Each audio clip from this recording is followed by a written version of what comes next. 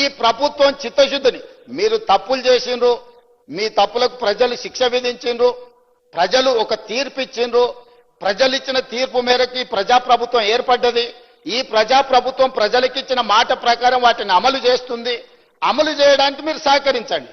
ఒకవేళ మీరు సహకరించము, మీ బుద్ధే మారలేదంటే మళ్ళీ ప్రజలు మళ్ళొక తీర్పు ఇస్తారు. ఆ హోదా కూడా మిగిలదు చివరికి.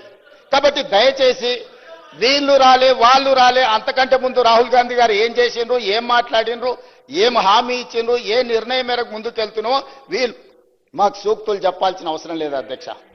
వాళ్ళ నాయకుడు మొదట సభలో వచ్చి కూర్చోమనుండ్రు అధ్యక్ష. రాహుల్ గాంధీ వచ్చిండా లేదా, రాహుల్ గాంధీ ఆదేశం లేకుండా రేవంత్ రెడ్డి గారు ఇక్కడ ఈ నిర్ణయాలన్నీ చేస్తాడా అధ్యక్ష?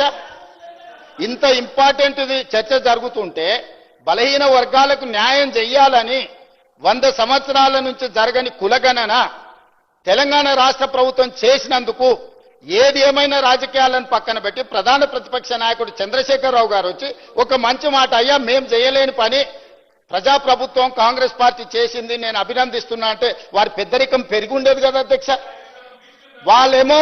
వారేమో రారు, ఇక వచ్చిన ఆయననేమో గిట్లున్నాడు, ఎట్లున్నాడో మీకే కనిపిస్తుంది ఆ పైనుంచి. ఇట్లాంటి వాళ్ళందరినీ ఇందులోకి దోలి తాను జడ్డ కోతి అంట వనమల్ల జడ్చిందంట. అట్లనే ఉంది ఈ వ్యవహారం.